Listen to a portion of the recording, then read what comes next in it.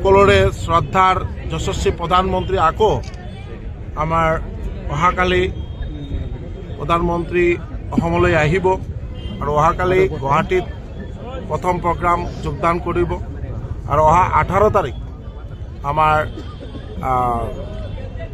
কলিয়াবৰ 18 তাৰিখ ৰাতিপুৱা 10টা বজাত প্ৰধানমন্ত্ৰী ইয়াত এলিভেটেড কৰিডৰ 35 কিলোমিটাৰ যিটো এলিভেটেড কৰিডৰ যাতে ফ্ৰী মুভমেণ্ট কৰিব পাৰে আমাৰ জীৱ জন্তুৱে তাৰ কাৰণে ওপৰেদি 35 কিলোমিটাৰ ৰোড কনষ্ট্ৰাকশ্যন হ'ব। এই ৰোড কনষ্ট্ৰাকশ্যনৰ শিলান্যাসৰ কাৰণে আমাৰ যশস্বী প্ৰধানমন্ত্ৰী নৰেন্দ্ৰ মোদীজী নিজে আহি উপস্থিত থাকিব এবং নিজে হাতে শিলান্যাস কৰিব আৰু দুটা অমৃত ভাৰত ট্ৰেইন প্ৰধানমন্ত্ৰী মহোদয়ে ফ্লেগ অফ কৰিব।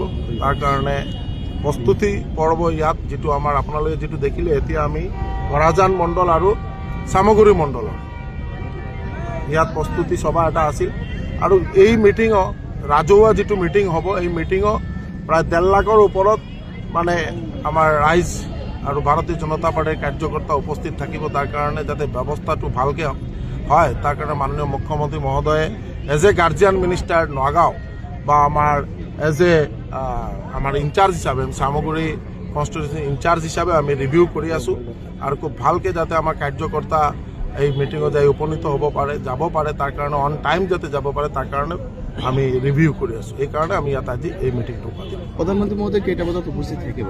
প্ৰধানমন্ত্ৰী মহোদয় 18 তাৰিখ কলিয়াবৰৰ যিটো এলিভেটেড কৰিডৰ তাৰ কাৰণে শিলান্যাসৰ কাৰণে প্ৰধানমন্ত্ৰী মহোদয় 10টা বজাত কলিয়াবৰ আহি উপস্থিত হ'ব।